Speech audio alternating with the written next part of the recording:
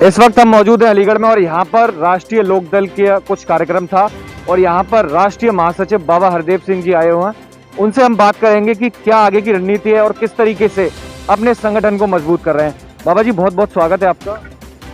तो पहला सवाल यही है कि संगठन को किस तरीके से आप लोग मजबूत कर रहे हैं, क्योंकि आपका मुकाबला, आपने अभी मीटिंग में कहा कि हमारा मुकाबला एक बहुत ही मजबूत पार्टी से है, जो कि शातिर शब्द आपने इस्तेमाल किया है।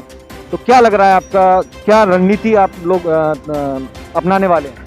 सबसे पहले तो मैं कल एक विमान दुर्घटना में शहीद हुए हमारे CDS जनरल बिपिन रावत, उनकी पत्नी और उनके बहुत सहयोगियों ने जो शहादत दी, दुर्घटना में वो शहीद हुए और जो पूरे राष्ट्र के लिए बहुत बड़ी क्षति है, उनको हम लोगों ने अपनी शोक संवेदना व्यक्त की, उन्हें श्रद्धा सुमन अर्पित किए और उसके बाद हमारा कार्यक्रम जनपद कार्यकारिणी के कार्यों की समीक्षा का था। हमने हर स्तर पर हमारी मुख्य कार्यकारिणी, हमारे जितने प्रकोष्ठ हैं उनकी कार्यकारिणी, ब्लॉक स्तर, न्याय पंचायत स्तर पर मजबूत करने के लिए तैयार होने के लिए आह्वान किया और लोगों ने 10 दिन का समय लिया है, इतने में तैयार करेंगे। हम घर घर लोगों के पास पहुंच रहे हैं और ये जानी बात है कि राष्ट्रीय लोकदल ऐसे महान व्यक्तित्व के आदर्शों पर स्थापित दल है। हमारे उड़िया श्लोक चौधरी चरण सिंह जी, जो किसानों के मसीहा कहे जाते थे और केवल इस प्रदेश के ही नहीं, पश्चिमी उत्तर प्रदेश के ही नहीं, पूरे देश के किसानों के मसीहा थे। तो उस किसान मसीहा के सपनों को साकार करने के लिए फिर पार्टी हमारे युवा राष्ट्रीय अध्यक्ष जयंत सिंह चौधरी के दिशा निर्देशों में आगे बढ़ रही है। पार्टी आगे बढ़ेगी और निश्चित ही हम इस स्थिति में हैं कि हमें जितनी सीटें मिलेगी, लगभग समस्त सीटें हम जीतने की स्थिति में रहेंगे और बड़ी संख्या में हमारे प्रत्याशी जीतकर अब विधानसभा में अपनी सत्ता में भागीदारी भी बनाएंगे और हम आगे अपना जो हमारा शक्ति देने का कार्यक्रम चल रहा है संगठन को, वो आगे बढ़ता चला जाएगा।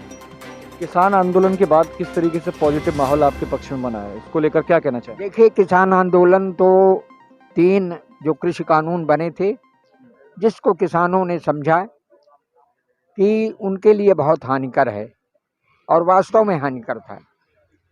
किसी ने हमारे किसान मसीहा की वो पुस्तक economic nightmare of India, it's cause and cure अगर पढ़ लिया होता तो संभवतः ये 3 कानून जो कृषि संबंधी लागू किए गए, ये नहीं लागू किया गया होता, इसको पारित नहीं किया होता।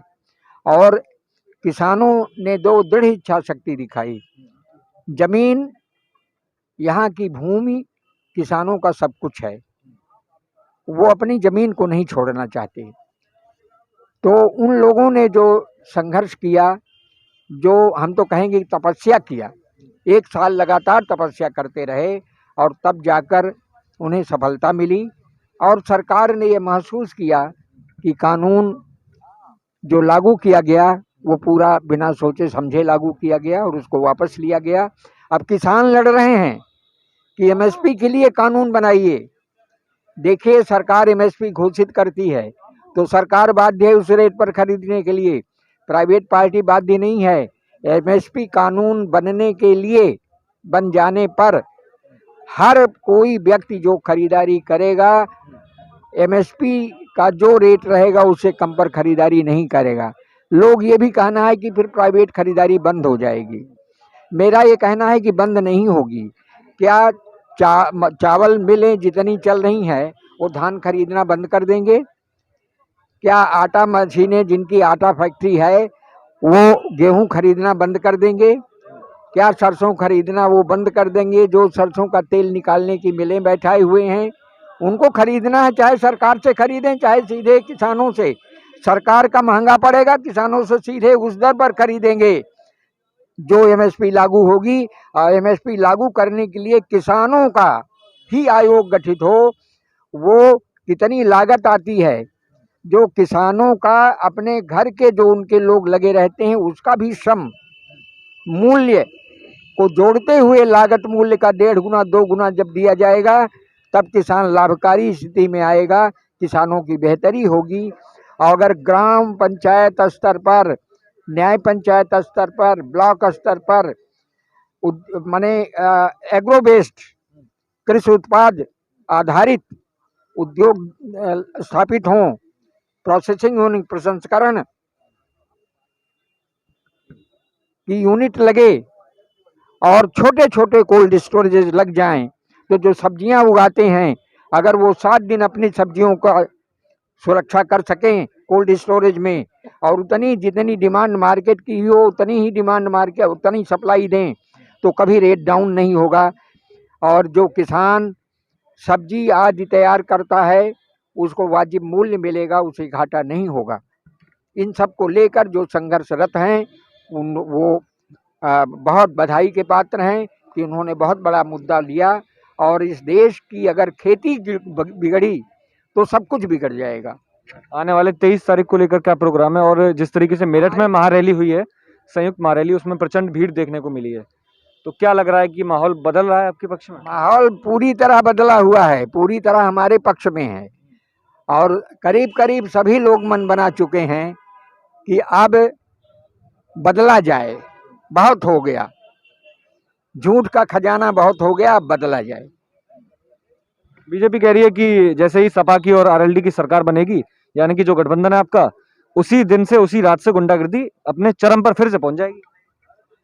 क्या इस समय गुंडागर्दी कम है? तो ये कैसे सोचा जा रहा है? तो कहते हैं जीरो टॉलरेंस की नीति है हमारी।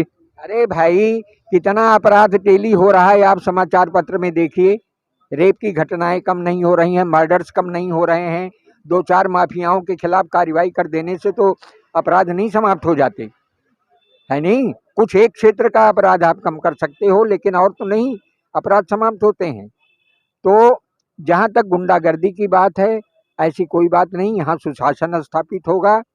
और जब आरएलडी के गठबंधन से जो भी सरकार बनेगी उसमें हम हर स्तर पर अपने जो 22 हमारे संकल्प हैं वो हम सरकार में भी उठाएंगे, हम विधानसभा में भी उठाएंगे, हम जनता के बीच भी उनके इन 10-22 मुद्दों को लेकर संघर्ष जारी रखें। आपने हाईकोर्ट बेंच की कही है पश्चिमी उत्तर प्रदेश में स्थापित कराई जाएगी अगर आपकी सरकार बनती है तो, लेकिन सपा तो नहीं कहती मुखर होकर।